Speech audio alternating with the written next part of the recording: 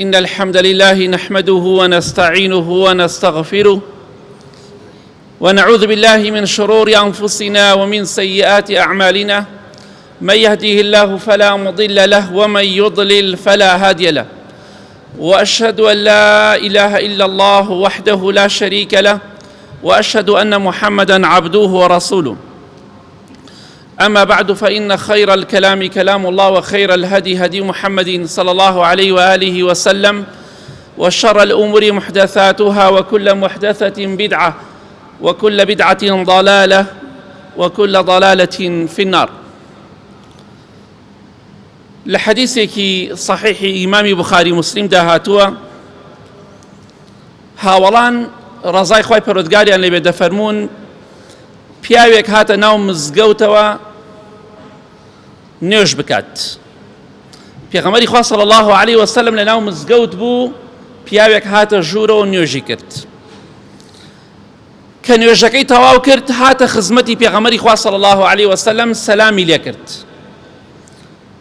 خۆشەویستی خوا صلی الله علیه وسلم وەڵامی سەلامەکەی دایەوە، فەرمووی بگەڕێرەوە نوێژەکەت دووبارە بکەرەوە، چونکە تۆ نوێژت نەکرد.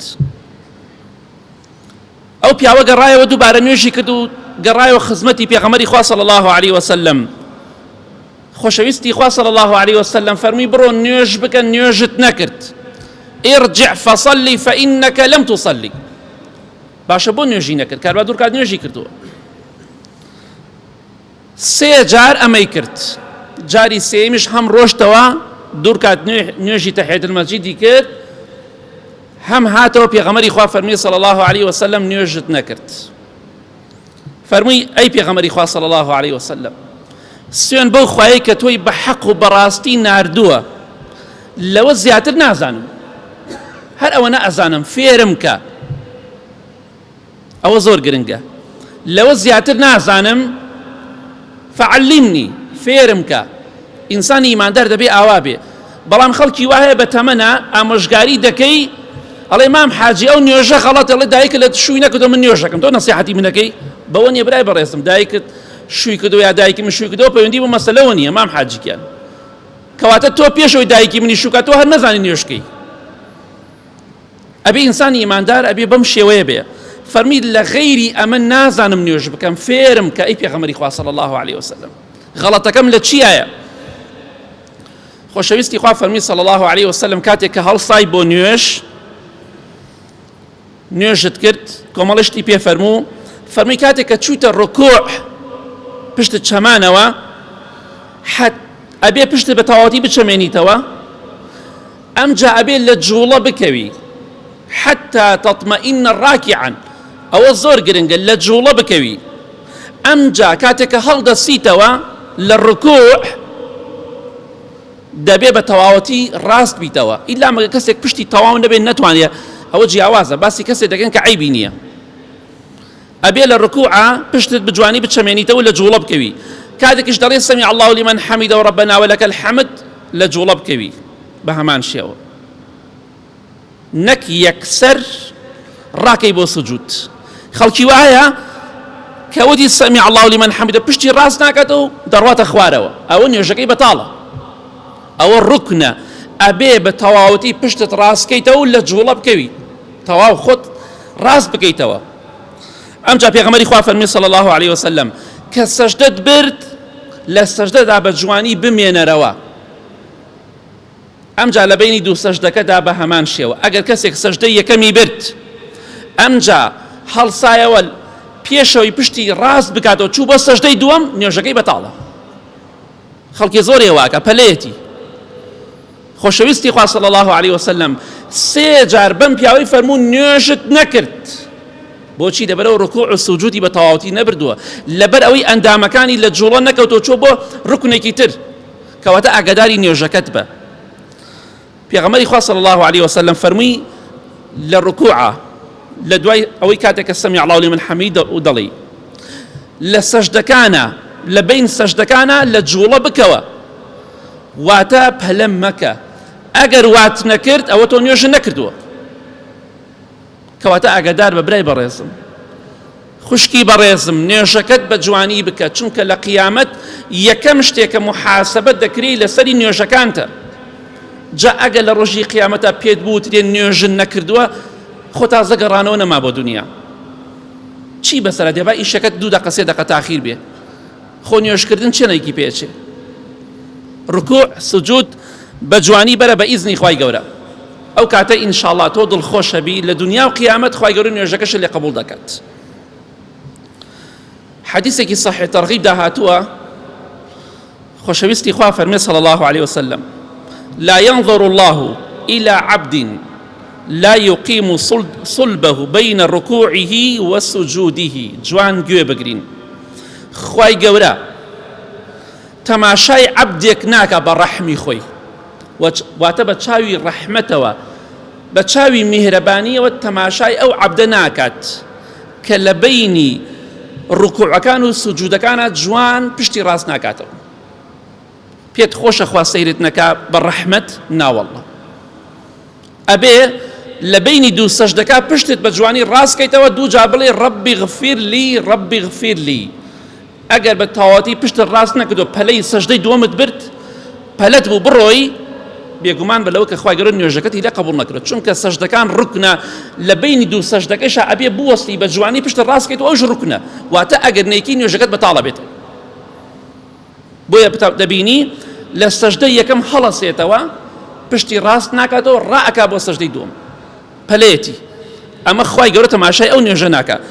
و لە حەدیثی صحیح تەرغیب هاتووە ئەثەرێکە دەفەرمێ بیلالی حەبەشی ڕەزای خوای لێ بێ، بانگدەری پێغەمبەری خوا صلی الله عليه وسلم، پیاوێکی بینی ڕکوع و سجودی بە تەواوەتی نەدەبرد، پەلەی بوو، فەرمی لەو ماتە هذا لمات على غير ملة محمد صلى الله عليه وسلم. ئەگەر ئەم پیاوە بەم شێوەیە بمرێ کە ڕکوع و سجودی بە تەواوەتی نابات، ئەوە لەسەر دینی محەممەد نامرێ صلى الله عليه وسلم، لەسەر ئاینی محەممەد نامرێ صلى الله عليه وسلم. ئەمە سزای کەسێکە نوێژەکەی بە پەلە دەکات، ئەگەر کەسێک نوێژەکەی هەر نەکات پەنا بەخوا. بۆیە ڕوو دەکەم ئەو کەسانی کە لەبان کورسی نوێژەکەن،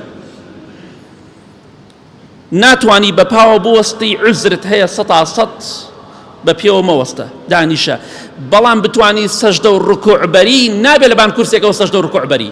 ئەگەر توانای سەجدەت هەبێ و لەسەر کورسێکەوە سەجدە بەری، نوێژەکەت بەتاڵە، چونکە ئەو کورسیە تەنها بۆ ئەو شوێنەیە کە نتوانی بیبەی. پیاوێک ڕەوانە ناتوانم بوەستم، دانیشیە حەل لەبان کورسێکەوە سەجدە و ڕکوعیشە باغ، وەڵڵا نوێژەکەت بەتاڵە، چونکە ئەتوانی سەجدە بەری، ئەتوانی ڕکوع بەری، ناتوانی ڕکوع بەری و ناتوانی دابنی بە پێوە بوەستی، خۆ دەتوانی سەجدە بەری، بۆ سەجدەکە وەرە خوارەوە لەبان کورسێکە. ناتوانی سەجدە بەری بۆ پێوە عیبت نییە، بە پێوە بوەستە. ئەو شتەی کە نایتوانی تەنها ئەوە عوزرت هەیە، ئەوش عوزرت هەبێ. ئەگەر بۆ لە شوێنەکە لە دایرێکە بۆستی نیو سەعات عیبت نەبێ و بێتە مزگەوتەکە نوێژکی بە پێوە نەکەی، وەڵڵا نوێژەکەت بەتاڵە. ئەبێ لە دایرێش نەتوانی بوەستی، بۆ پارێ سەرەی پارێش نەوەستی، ئەو کاتە دەتوانی بۆ نوێژەکەش نەوەستی. ئەگەر بۆ سەرەی پارە عیبت نەبێ و لە تەعزیە عیبت نەبێ بوەستی بە سەعات، بەس بۆ نوێژەکە دانیشی، نوێژەکەت بەتاڵە. ئاگاداری خۆت بە. ڕکوع دەتوانی بیبەی، دەبێ بیبەی، سەجدە دەتوانی سەجدە بەرە، بە پێوە دەوەستی، دەبێ بە پێوە بوەستی. ئەمانە هەمووی ڕوکنە، ناکرێ لەبان کورسێکەوە هەمووی ئەنجام بدەی لە کاتێکا بۆ سەجدە یەک عیبتیان نییە، نوێژەکەت بەتاڵە بێ، خوا شاید بەڕام گەیاند. جا پێغەمبەری خوا صلی الله عليه وسلم فەرمی خوای گەورە تەماشای نوێژی ئەو کەسە ناکات. ئیمامی مالیکی کوڕی دینار ڕەحمەتی خوای لێ بێ، پیاوێکی بینی نوێژەکەی بە پەلا کرد، نوێژەکەی لە کۆڵە کردەوە، فەرمووی من بەزەیم بە ماڵ و مناڵی ئەم پیاوەدا دێتەوە. وتیان ئەم خۆی نوێژەکەی بە جوانی ناکا، بۆچی بەزەیت بە ماڵ و مناڵەکەیە دێتەوە؟ فەرمووی ئینەه کەبیرهم ومنه یتعلمون، چونکە ئەمە گەورەی ئەو ماڵەیە، لەمەوە فێری دین و هەموو شتێک دەبن، لەمەوە فێری دین بن، بەخوا بەزەیم بیان نادێتەوە، چونکە نوێژەکەی بە جوانی ناکە. کەواتە ئاگادار بە. بیلالی حەبەشی ڕەزای خوای لێ فەرمی ئەگەر کەسێک بەم شێوەیە بمرێ لەسەر دینی محەممەد نامرێ صلی الله عليه وسلم، واتە تاوانێک گەورەی ئەنجام داوە. کەواتە ئاگاداری نوێژەکەت بە، ڕکوعەکان و سجودەکانە بە جوانی بەرە پەلە مەکە، مەڵێ تازە فێر بووم ئەبێ تەرکی دەی فێربوون نییە. پێغەمبەری خوا صلی الله عليه وسلم لە حەدیثێکی صحیح تەرغیب هاتووە فەرمووی ئەسرق الناس لە هەموو کەسێ دزترین کەس زانی کێیە؟ خراپترین دز ئەو کەسەیە کە لە نوێژەکەیە دزی ئەکا بەڵام لە نوێژە نەک لە ماڵی خەڵک. ئەمە خراپترین جۆری دزە. وتیانەی پێغەمبەری خوا صلی الله عليه وسلم چۆن نوێژەکەی ئەدزێ؟ دزی لە نوێژەکەی کات فەرمووی لا يتم ركوعها ولا سجودها أو لا يقيم صلبه بين الركوع في الركوع والسجود. خۆشەویستی خوا فەرمووی صلی الله عليه وسلم لە هەموو کەسێ دزتر خراپترین دز ئەو کەسەیە کە دزی لە نوێژەکەی ئەکا. فەرمیان چۆن ئەی پێغەمبەری خوا صلی الله عليه وسلم؟ فەرمووی ئەو کەسەی ڕکوعەکەی پشتەمانەوەکەی و سەجدەکەی بە جوانی نەبات بە ڕێکوپێکی نەیبات ئەوە دزترین کەسە. خراپترین دزی کرۆ لە کە دزیکردنە لە نوێژ ئەو کەسەی لە بینی سەجدەکانە پشتی بە تەواوەتی ڕاست نەکاتەوە، لە ڕکوعا لە جوڵە نەکەوێ، لە سەمی عەڵا لە جوڵە نەکەوێ، بە تەواوەتی پشتی ڕاست نەکاتەوە، ئەوە دزترین کەسە. کەواتە ئاگادار بە کەسێک لە ئێمە سارە لێ ئەخوڕێ دیاری کراوە بۆت لەم شوێنە دەبێ ئەوەندە بڕۆی، ئەگەر زیاتر ڕۆشتی مخالەفت کرد سزا ئەدرێی. تۆش پێت وتراوە نوێژەکەت ئاوا بکە، ئەگەر بەو شێوەیە نەیکەی بێگومان سزا ئەدرێی. خوای گەورە پێویستی بە نوێژ و عیبادەتی ئێمە نییە. ئێمە پێویستە نوێژەکان بۆ قیامەتی خۆمان دەکەین بە جوانی بیکەین ئینشاءالله، بە شێوەیە بیکەین خوا لێمان قبوڵکە و پێشی خۆش بی لێمان قبوڵکە و بیکاتە هۆکارێک بۆ چوونە بەهەشتی ئێمە، نەک بە سەرمانە بیداتەوە. کەواتە ئاگاداری خۆت بە ئەو کەسەی کە ڕکوع و سوجود بە تەواوەتی نابەت پەلە دەکات دزترین دزی کردووە، خراپترین دزی کردووە. پێغەمبەری خوا فەرمێ صلی الله عليه وسلم یا ربی خوای لە گوناهەکانمان خۆش بی، لە گوناهی دایک و باوک و مردوەکانمان خۆش بی، هیدایەتمان بدە یا رب العالمین ئامین.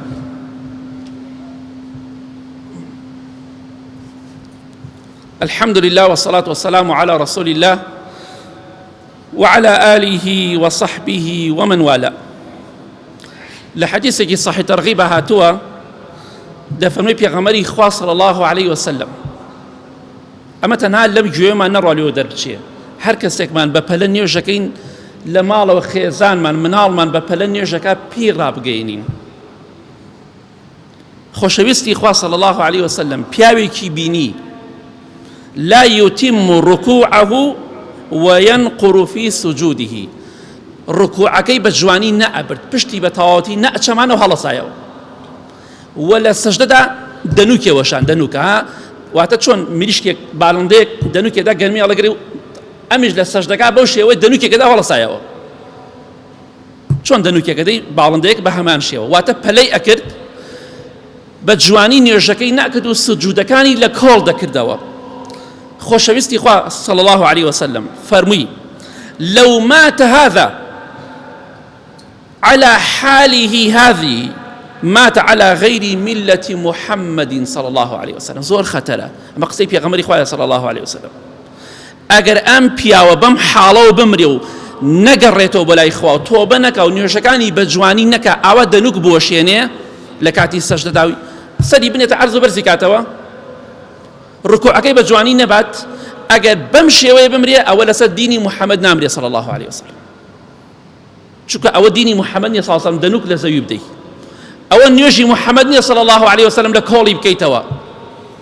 ئەمجا نمونەیەکی هێنایە پێغەمبەری خوا صلی الله عليه وسلم دەربارەی ئەو نوێژە لەگەڵەوە هەڕەشەکەی کرد، فەرمووی ئەمە لەسەر دینی محەممەد نامرێ صلی الله عليه وسلم. فەرمووی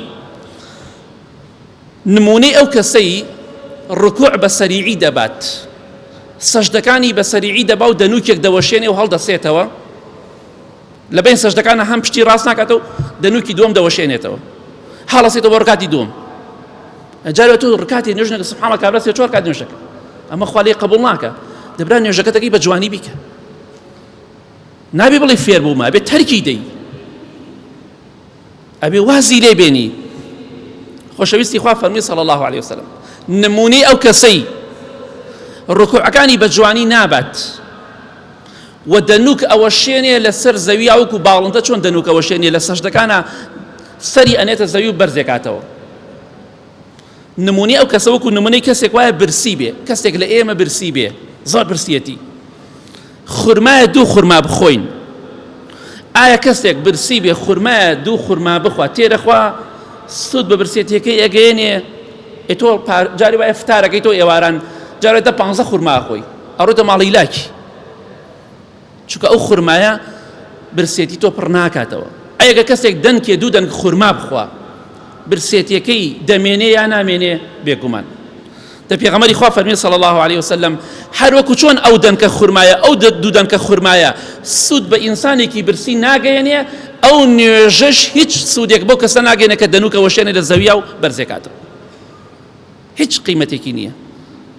هەر وەکو چۆن بە دوو دەنگ خورما سود بە تۆ ناگەێنێ برسێتیت پڕ ناکاتەوە، بێگومان بەلەوە ئەو نوێژەش نوێژە فەرزەکانت بۆ پڕ ناکاتەوە، بەڵکو کەلێنێک دروستە بێت و چووکە نوێژەکان قەرزاری، کەواتە ئاگاداری خۆت بە نوێژەکانت بە جوانی بکە بۆی لەسەر دینی محەممەد صلی الله عليه وسلم بژیت و بمریت. پەلە مەکە، پەلەت کردووە دوور کات نوێژ کە و تۆبە بکە بینی خۆت و خوای گەورە بگەڕێرەوە بۆ لای خوا، ئاگاداری نوێژەکانت بە، چونکە یەکەم شتێکە محاسبە دەکرێت لەسەری نوێژەکانتە. ئەی ئەگەر پێتۆتان نوێژن نەکردو لە دنیادا نوێژەکانت قبوڵ نییە، خەسارەتمەندی بۆ تۆیە، خەسارەتمەندی بۆ منە ئەگەر نوێژەکانمان بۆ شێوە بکەین. لە کۆڵی مەکەنەوە، سجودەکان بە جوانی بەرن، ڕکوع بە جوانی بەرن، پەلە مەکەن لە بین سەجدەکانە پشتان ڕاستکەنەوە، ڕەبی اغفر لی ڕەبی اغفر لی، ئەمجا بڕۆ سەجدەی دووەم بەرە یاخود دوعای تری شێتوانی بیخوێنی. خۆشەویستی خوا صلی الله عليه وسلم لە حەدیثێکی صحیح تەرغیب هاتووە زۆر ترسناکە، ئەفەرمێ پیاوی وا هەیە إن الرجل ليصلي 60 سنة وما تقبل له صلاة. پیاوی وا هەیە 60 ساڵ 60 ساڵ نوێژ دەکا، بەڵام خوای گەورە یەک نوێژی لە قبوڵ نەکردووە لە 60 ساڵە. 60 ساڵ تەمەنێکە کاکە، کابرا لە 10 ساڵیش نوێژی کردو دەستی کردو بە نوێژ 70 ساڵ تەمەنێتی، کاتە 60 ساڵە نوێژەکە بەڵام یەک نوێژی لێ قبوڵ نەبووە.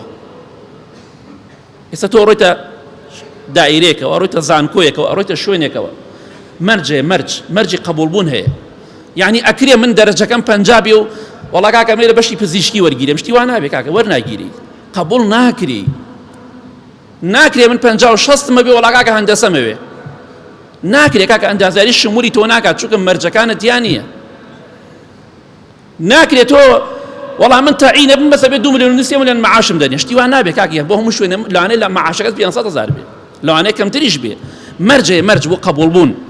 نوێژیش مەرجی هەیە، 60 ساڵ نوێژ دەکات پیاوێک یا ئافرەتێک بە هەمان شێوە یەک نوێژی لێ قبوڵ نەبووە، بەڵام بۆچی؟ پێغەمبەری خوا فەرمی صلی الله عليه وسلم لعله يتم الركوع ولا يتم السجود وبالعكس. چۆن لەوانەیە ڕکوعەکەی بە جوانی بەرێ بەس سەجدەکەی بە جوانی نابات، یاخود سەجدەکەی بە جوانی ئەبا ڕکوعەکەی بە جوانی نابات، کەواتە ئەگەر ڕکوعەکەت بە جوانی نەبرد یا سەجدەکەت یا لە بینی سەجدەکانە پشتت بە جوانی ڕاست نەکردەوە یا لە ڕکوعە بە جوانی نەچەمایتەوە و نەوەستایت، نوێژەکەت قبوڵ نابێ ئەگەر 1000 ساڵ نوێژ بکەیت. کەواتە ئاگاداری نوێژەکەت بە، نوێژەکەت لە قیامەتە محاسبە دەکری لەسەری. ئەمە کارەساتە ئینسانێک 60 ساڵ نوێژ بکە خوا نوێژێکی لێ قبوڵ نەکات. ڕکوعەکەت سجودەکەت بە جوانی بەرە و لە کۆڵی مەکەرەوە، چونکە ئەگەر لە کۆڵت کردەوە دڵنیا بە خوش لێت قبوڵ ناکات. مەرجی قبوڵبوونی نوێژ لە تۆدا نییە، کەواتە ئاگاداری خۆت بە. ئەی پەنا بەخوا ئەگەر کەسێک هەر ڕکوع و سجود بۆ خوا نەبابێ حکمی چی بێ؟ ئەوە تاوانەکەی زۆر گەورەترە. کەواتە ئاگاداری خۆت بە، برای بەڕێزم خوشکی بەڕێزم، نوێژەکەت بە جوانی بکە بۆی ئەو تەمەنی کە ماوتە نوێژەکانت خوا لێت قبوڵ کا بیکاتە هۆکارێک بۆ چوونە بەهەشتت.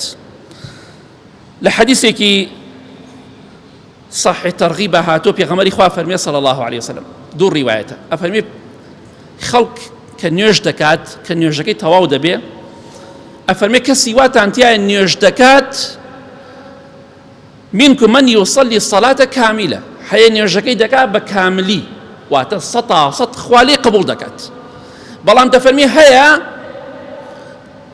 نوێژەکەی خوا لێ قبول ناکات هەمووی نیوەی قبولەکە نیوەی نوێژەکەی قبولە سێیەکی چواریەکی پێنجیەکی شەشیەکی حەوتیەکی هەشتیەکی نۆیەکی دەیەک هەیە لە دە بەشی نوێژەکە یەک بەشی خوا لێ قبول کردووە ئێمەکەی نوێژ کەواتە ئەبێ ئاگاداری خۆت بی نوێژەکەت بە شێوەیە بکە 100% خوا لێت قبولکە نەک پەنا بەخوا نیوەی ڕبعێکی لە دە بەشا بەشێکی قبول بێ لە نەو بەشا بەشێکی قبول بێ کەواتە ئاگاداری خۆت بە نوێژەکەت بە کاملی بکە بۆی پاداشتەکەت بە کاملی وەرگری آخر حدیثەکە باسی دەکەین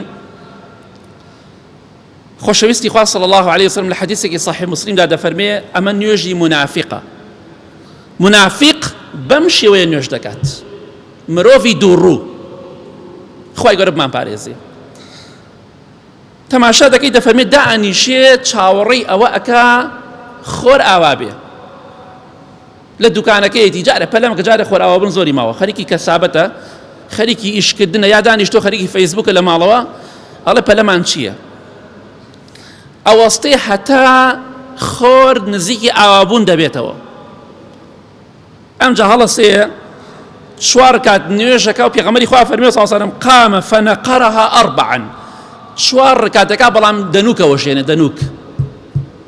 دەنووکەوە شێنێ نوێژەکەی بە جوانی ناکات چۆن باڵندە دەنووکەوە شێنێ ئەیدا لە زەوی بەرزێ کاتەوە هەڵ ئەسێ بە پەلە نوێژەکەی کات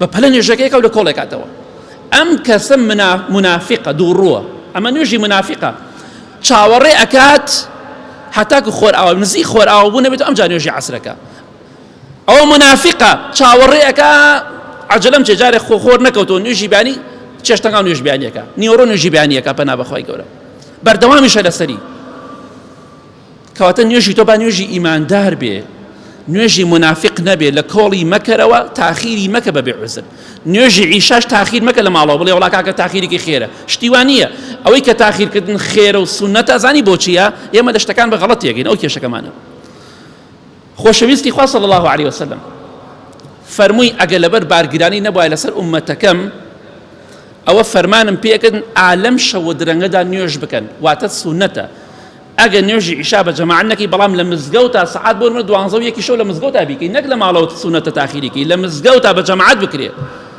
خەڵک نایکاوە وەڵا بە خەڵک بڵێ وەرە کاکە 12 شەو نوێژی عیشاکەن کافر دەکەن ئەمە سونەتێکە بەڵام ئەوە سونەتەکەی پێغەمبەری خوا صلی الله علیه وسلم باسی کردووە خێرە تاخیریکەی شەو درەنگ لە مزگەوتا لەگەڵ ئیمامە گشتی بە جەماعەت بیکە نەک ئەوە خێر بێ لە ماڵەوە تۆ تاخیریکەی نوێژ کاتی تایبەتی خۆی هەیە پێغەمبەری خوا صلی الله علیه وسلم فەرمیان عیبادەتێ زۆر گەورەیە فەبین نوێژکردن لە کاتی خۆیدا ئینسانی ئیماندار لە هەر شوێنێک بخەمی نوێژەکەیەتی منافقش گوێی پێ نییە خۆر کەوتووە خۆر ئاوا بێ گرنگ ئەوەیە چوار دەنوک بۆ شوێنە کۆتایی پێ بێنێ نوێژەکەی لە کۆڵ کاتەوە بۆیە لە کۆتاییدا دەڵێم ئاگامان لە نوێژەکەمان بێت یەکەم شتێکە محاسبە دەکرێن لەسەری نوێژەکانمانە خۆشەویستی خوا فەرمی صلی الله عليه وسلم ئەو کەسەی نوێژەکانی تەواو بێ فقد ئەفلەح وئەنجەح ڕزگاری دەبێ و سەربەرز و سەرفرازە ئەوەشی نوێژەکانی تەواو نەبێ و خراپ بێ لە نوێژەکانیدا فقد خاب وخسیرە خەسارەتمەند و دۆڕاوە کەواتە ئاگات لە نوێژەکەت بێ لە کۆڵی مەکەرەوە بە جوانی بیکە سجودت ڕکوعت بین سەجدەکانت سەمیع الله هەر شتێکە هەمووی بە جوانی بیکە و پەلەی تیامەکە با 2 دقە تاخیر بیت بەڵکو خوا لێت قبوڵ کە ئینشاء الله اللهم اغفر للمؤمنين والمؤمنات والمسلمين والمسلمات الأحياء منهم والأموات من أهل السنة والجمعة والجماعات يا ربي خوايا الشفاء نخوش كان من بدي بتايبتي أواني داوي دعاء خيريان كدو يا ربي خوايا هيمني وآرامي ولات من بباريزي خوایان آخرمان بەخێر بگێڕی خوایان ئەو مسلمانانەی کە زوڵمیان لێکرێ لە غەزە و لە هەر شوێنێکی تر یا ربی خوایە سەرکەوتویان کەی خوایە دەستی زاڵم و جوولەکەکان و بێدینەکان بشکێنی یا رب العالمین خوایان هەر کەسێکیش بۆ ئەم میلەتە خێر و خۆشی و چاکە و ئیسلامی دەوێ خوایە سەرکەوتوی کەی هەر کەسێکیش خوایە بۆ ئەم میلەتە و میلەتانی تریش شەڕ و خراپە و بێدینی دەوێ یا ربی خوایە سەرکەوتوی نەکەی لە ناوی بەری یا ربی خوایە لە زوڵمی زاڵمەکان بان پارێزی آخرمان بەخێر بگێڕی نيج ورجوع عبادت ما لي قبول كي آمين آمين آمين وصلى الله على محمد وآله وصحبه أجمعين.